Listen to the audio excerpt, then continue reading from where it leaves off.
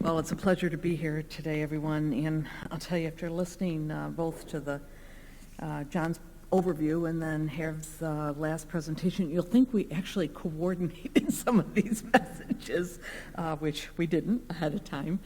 So I am here really to talk about what we're doing and just the importance of exploiting open data. And maybe a good place to start is with a graphic like this from 1968, and this particular quote where it says, you know, we came all this way to explore the moon, and the most important thing we discovered was the Earth. And when you think about this, back in 1968, and here we are in 2016, and we're still trying to characterize what we're looking back on as the Earth. While a lot has been done, we still have a long way to go. So when we in GEO talk about Earth observations, I want to be quite clear. We really are talking about any observations in, on, or around the Earth. So whether they're from space-based platforms or atmospheric, terrestrial, or marine in situ observations, we're talking about all these observations. And I say that because I think after the first 10 years of GEO, maybe just by the sheer volume of space-based observations that are accessible, people think we really are only space-based observations, and that's not the case at all. Our ministers have given us pretty clear guidance for this next decade. We've got to do a much better job of integrating both space-based and in-situ observations as we go forward. But let's look at some of these examples, and this actually is, a couple of these are going to tie in real nicely to Harv's presentation. So global sea surface temperature, space-based observations are absolutely essential because no country, no organization is going to have the resources to create a map like this based on just in-situ observations. So lots of wonderful diversity and differences in an image like this. But let's be honest, at the end of the day, we're just looking at reflectances or radiances from satellites. We're not actually looking at temperature, and so we need those in situ observations to assign some physical parameters like temperature to the images that we get. Again, Arctic sea ice, you've heard and seen this story. This is just 1980 to not quite the present.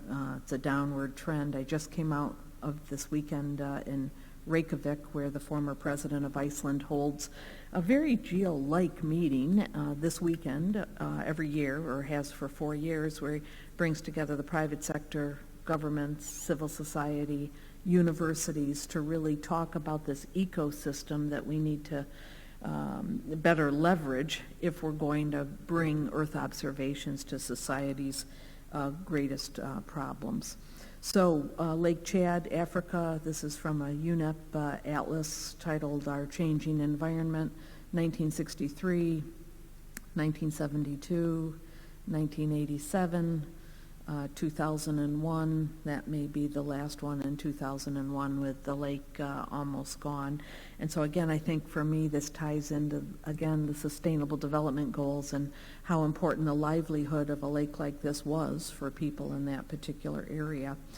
And I guess if we tie in one more time to just urban growth. Now these are two images from the Landsat satellites for Las Vegas, Nevada, 1973, when the population was about 358,000 people. Still, 16 years ago, 2000, when the population was 1.5 million people. And I wish I should have had a 2016 image because the population has only increased. And I'll stop right here because for the project that's the Melodies project or subtask that was working on urban growth, or for any of those projects, I am absolutely interested in more graphics that I can weave into the presentations as we go out around the world showing the importance of this.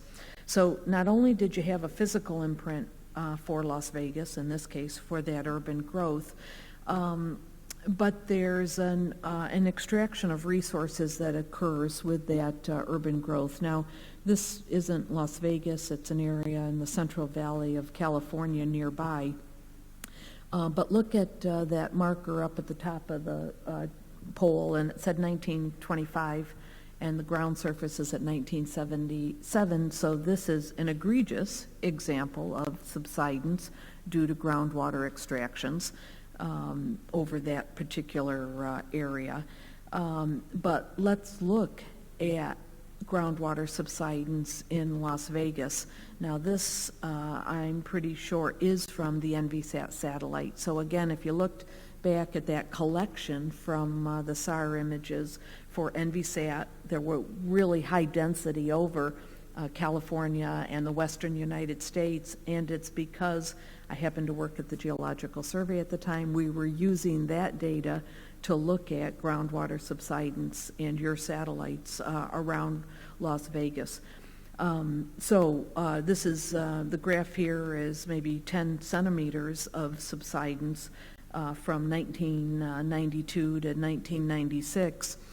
But scientists would have never expected that fall or observed that fall before we started looking at the surface reflection due to groundwater subsidence due to that urban growth for Las Vegas, Nevada.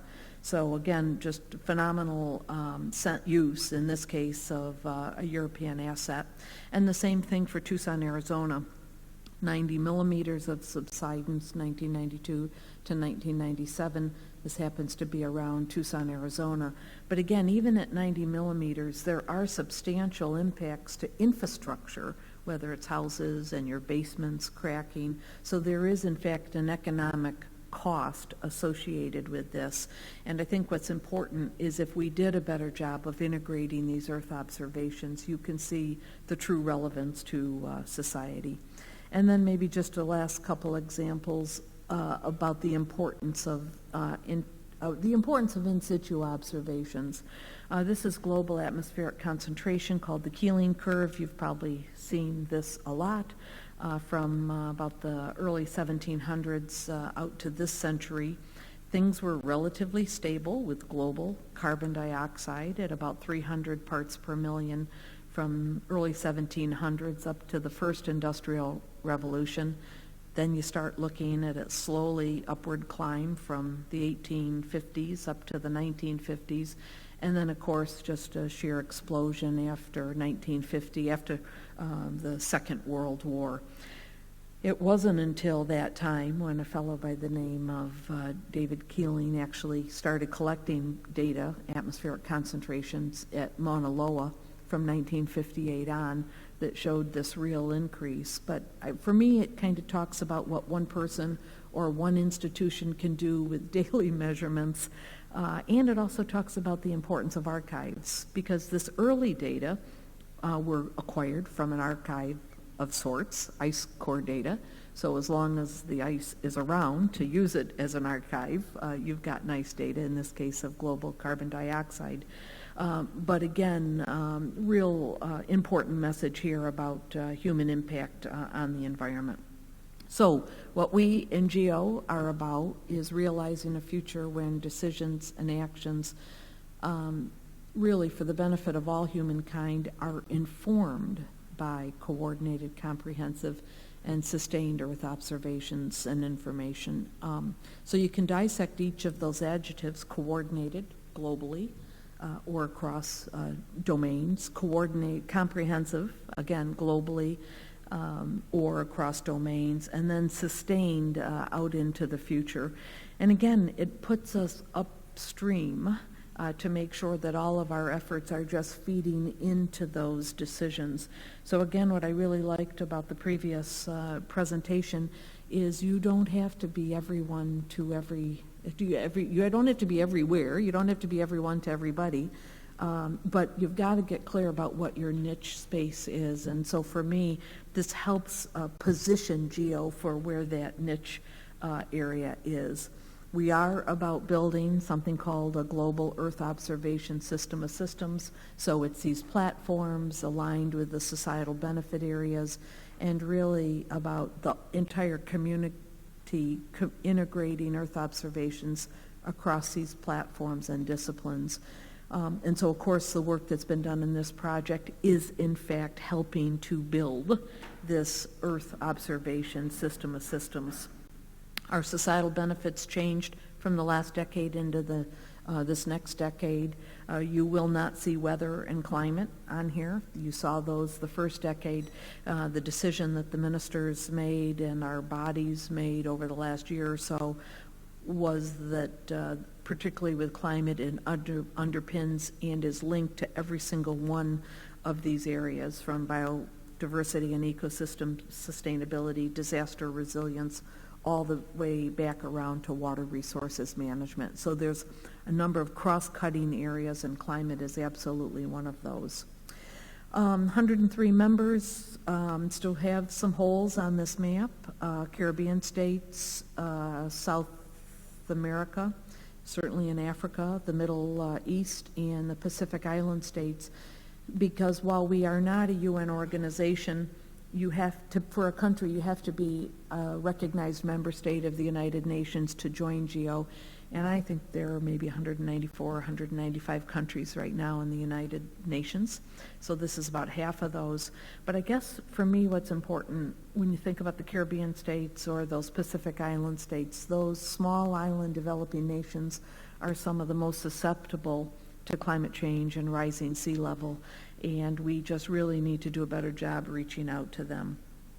What also separates us from UN organizations is the role of participating organizations, and right now we have 103 of those. So some of your organizations may be represented on here. I know Jeff and EARSC is in the audience, ERSC is in the audience, which points to another issue. A few years ago, our governing body said, listen, if you want to accomplish your vision, which is informing decisions, then you really need to bring the entire ecosystem to the table.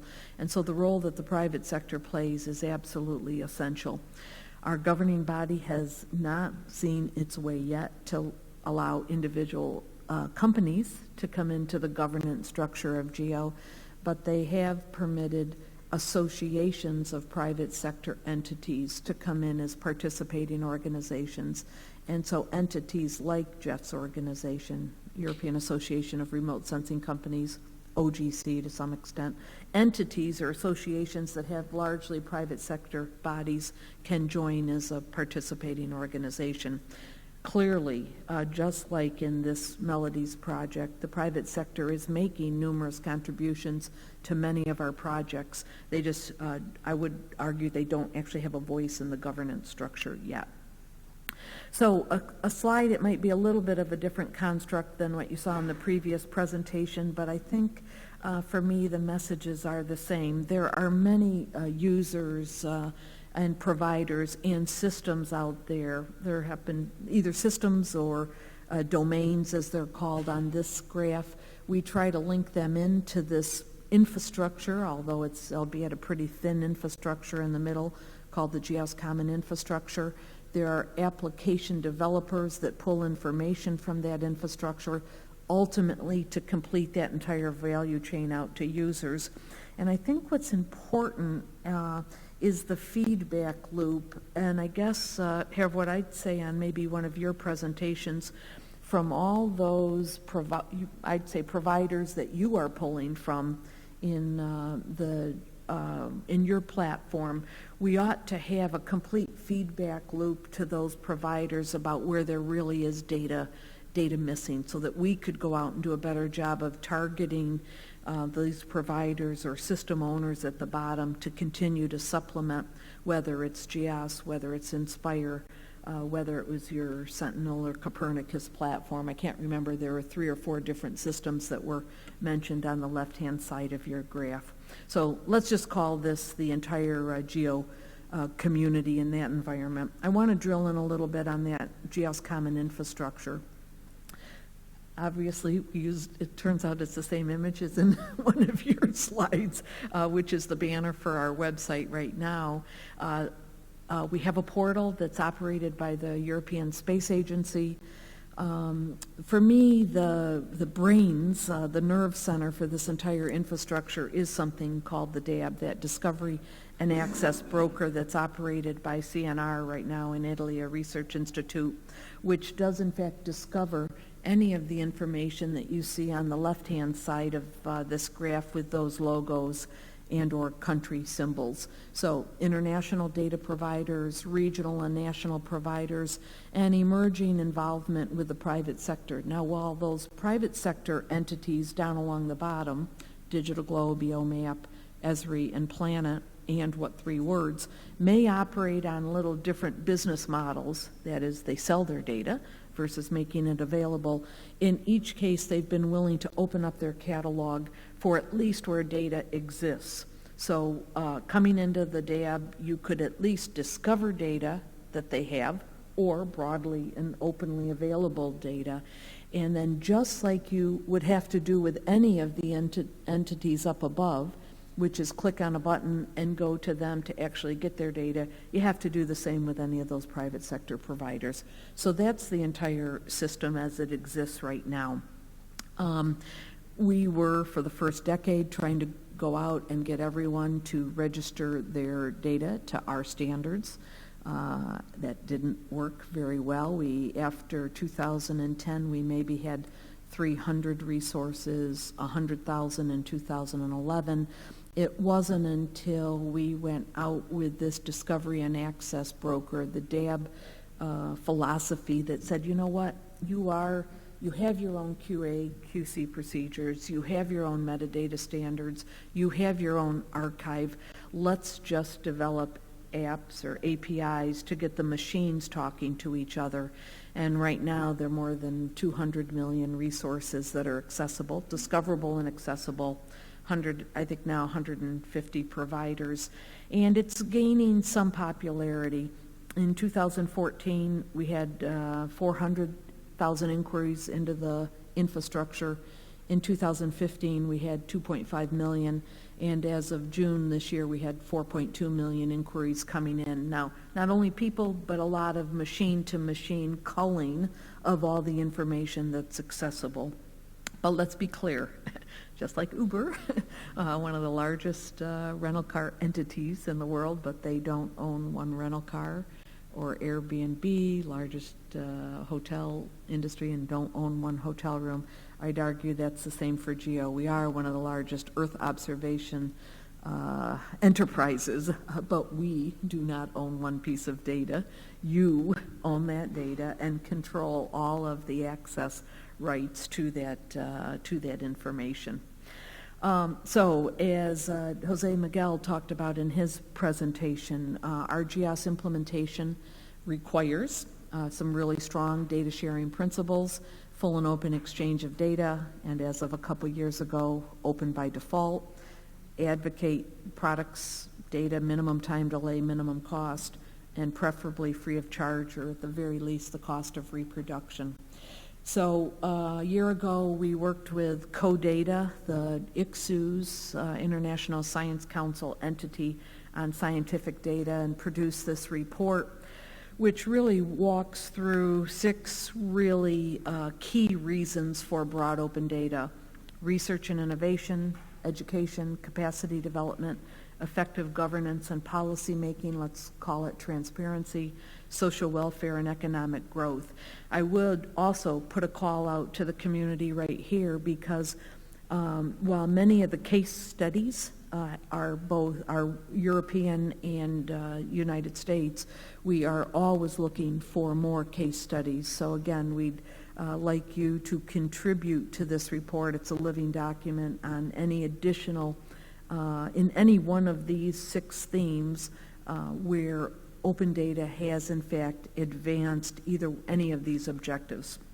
Let's drill down though a little bit to this last one on economic growth. And I'll apologize for anybody in the audience, Ed in particular, who's heard this so many times he could give this talk.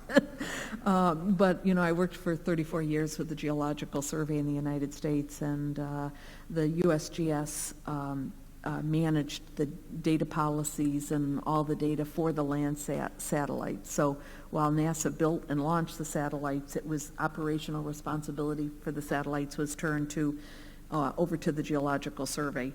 So this graph shows 2008 to 2014. The first Landsat satellite was launched over here somewhere in 1972. And so for 30 plus years, data was sold for $500 a scene when the government operated the satellites, $4,000 or $5,000 a scene when the private sector operated Landsats 4 and 5 in the mid-'80s. And at the peak of data sales, it was 2001, we sold 53 scenes a day. Now, 53 scenes a day, 365 days a year, $500 a scene. I mean, we're not talking chump change here. That was $4.5 or $5 million that at the time my agency was taking in for selling 53 scenes a day. Who was buying that data? And I would argue that's about the only reason you want to keep good use statistics. I think we can kind of fool ourselves on going out and collecting every bit of data on who's using our data, and to some extent it's a lost cause. But we did use statistics to go back to the White House and the Office of Management and Budget and say, for those 53 scenes a day, the number one user is the government. The second user is the university, funded by the government. The third user are contractors funded by the Defense Department. So we are recycling $4.5 or $5 million a year through the Geological Survey, and every one of those entities that buys a scene is incurring administrative costs to buy the scene, track their finances. It's not a good investment for the federal government. Just give the data away. You can now get it over the web. Let's just give it away. So in 2007, the Geological Survey, the United States used a GEO meeting, happened to be down in Cape Town, South Africa, to announce a broad open data policy. Went into effect in 2008, and after that data policy, 5,700 scenes a day to this day are being downloaded of Landsat data, 2 orders of magnitude than the 53 scenes a day that were sold. So this graph says 25 million scenes. It's over 40 million now in 2016. And so it's an amazing story about the power of broad open data policies, but it doesn't, that's not just the download story. In 2011, it took a couple years to go back and then do the economic analysis. I had left the agency by that point in time. But they showed that one data policy alone created $1.7 billion in economic benefit to the United States, $400 million outside the United States, for a global total of $2.1 billion. Now, this is the argument we were making to just give the data away. I don't think any of us expected it would be this order of magnitude, which far exceeds the $4.5 or $5 million that one agency was collecting for the sale of the data. And I guess for me, what the story is this is just one country's data policy for one asset. Can you imagine if all of the meteorological data, all of the hydrological data, all of the geological data, all of the Earth observation data that governments collect was available broadly and openly for all the reasons that were listed on those 5 or 6 reasons before on the benefits of open data sharing? I would argue we would have a much different world than we have right now. We saw a similar experience in Canada. This is their RadarSat data. They did not open it up broadly to the world. They at least opened it up to other federal agencies and saw a 1 order of magnitude increase in the uptake of that data. 5,000 scenes a year up to, at this point in time, it's 2013, up to about 35,000 scenes a year. So 1 order of magnitude data just by making the data available to your other sister agencies in your government. That's the importance of government assets. Citizens have paid for the satellites to be built. They've paid for the people that are your groundwater or your surface water stations often. They're certainly paying for many of the people that are collecting that data. The data itself is a natural outcome of those sensors and should be broadly available. Just for the U.S., after the taxpayers paid $850 million for that last satellite to be built, we shouldn't charge them $400 to get access to one Landsat scene. So what are people doing with the data? In the case of Australia, they've constructed a data cube. They've pulled in the entire archive of Landsat for the entire continent of Australia. But in this case, this application is going to be from 1987 to 2014. They've gone through and, let's say, rectified each pixel, so 25 meter by 25 meter area on the continent of Australia. Because the continent's moving north, and so a pixel today isn't in the same place a pixel was in 1987. And so what they did is work with their national flood risk entity and their national computer center for the ingestion of that entire data, and just put one algorithm in place, which is a water detection algorithm for those 25 meter pixels around the continent. So show me every pixel that has always been wet through the entire archive. Show me every pixel that has always been dry. Show me every pixel that's been sometimes wet and sometimes dry. And then what they did is assign color codes or histogram to those pixels so that you can actually go back through the archive and look at historic wetness and dryness, flooding, drought, whatever, changes in human changes on the landscape by constructing dikes and or dams. And I guess what I would argue is this is one continent, one country, one data set, one application, and yet now with the accessibility of the Sentinel data coming in, Australia is talking to Europe about ingesting all the Sentinel data. That's just another satellite. It's still not in situ observations. It's still not all the Earth observations data that exist globally. And so while this is remarkable in and of itself, and you can look at this, 15 years of data, 133,000 scenes, 12,000 passes, the data alone would have been on the order of $160 million if you wanted to do this analysis before the Landsat data policy. So nobody was doing these kinds of analyses before that Landsat data policy. 3 hours of compute time at their National Computer Center. So whether you're bringing it into a National Computer Center, whether you're using Google Earth Engine and 60,000 computers around the world to simultaneously do the processing of this information, I think the important thing is we're now at a juncture enabled by broad open data policies that we really could start doing some serious landscape change. And I can tell you that when we presented this slide a few months ago, it was to an ocean community. How come we don't have an ocean data cube? The UK Met Service is talking about an atmospheric data cube. They call it a platform. But if you could finally start to see that we could maybe do some serious Earth system modeling if you had an atmospheric cube, a terrestrial cube, and an ocean cube. And it doesn't even have to be one cube for each domain, and it doesn't have to be, I wouldn't argue that every country needs one, but you could certainly downscale it. I think we're getting to the point where we could do what the meteorological community has done over the last 30 years, which is to get a couple key centers with their medium range weather forecasting centers, UK Met, ECMWF, NCIP in the United States and Japan, to really do some serious Earth system modeling. So that's the data cube. It again ties into a slide you saw similar in the last presentation. The global goals I was at this Reykjavik conference over the weekend. Some people are arguing that this is in fact a gift that has been handed to the Earth observation community.